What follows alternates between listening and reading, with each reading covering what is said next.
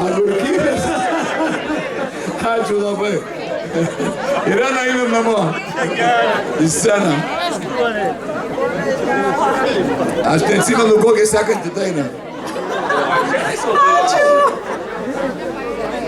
Ai, leisk. Šiaip iš tikrųjų, žinokit, Žilvinas sakė, kad nežinojo to miestelio niekada, bet mes žinojom tą miestelį labai seniai, prieš kokius 24 ar 5 metus mes išgirdom apie šitą miestelį dėka vienos nuostabios moteriškės, kuri net neateina su mumis nusifotografuoti.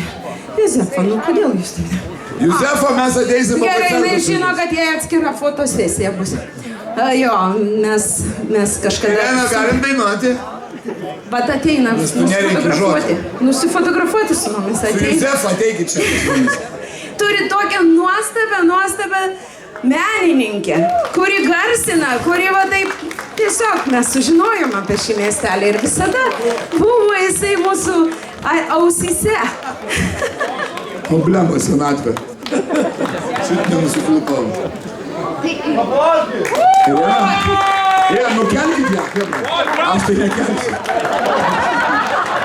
Pastorėja man. Darom fotkę su Juzefa. Va ten fotkina mus. Duosit mums gerai fotkę su Juzefa. Nes kai aš buvau jaunas arklys, prieš 25 metus aš ją fotkinau. Irena irgi buvo tada biški jaunesnė. Šiek tiek. Bet mes visi tik taip patobulėjom. Davai grojam, gerai baigiam tas. Gerai, važiuojam. Eina!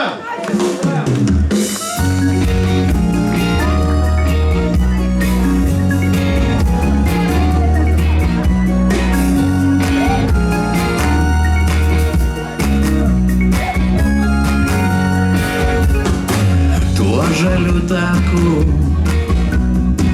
aš atbėgt skubu, kad praneščiau tau, kaip karštai myliu.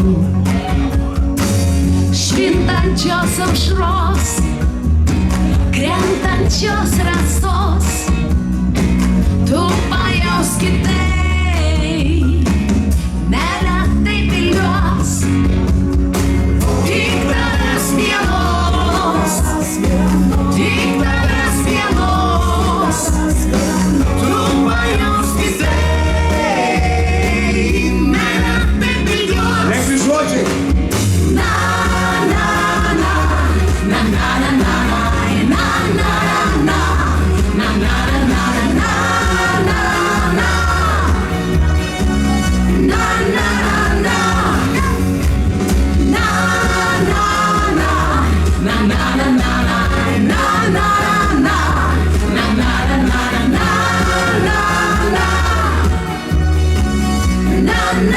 na.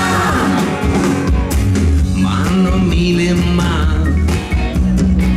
tau šitą dainą, saulės paliesta, šypsais bangose. Švintančios aušros, krentančios rasos, tu pajaus kitaip, meilę taip ilgios. Tik tavęs vienos, tu pajaus kitaip.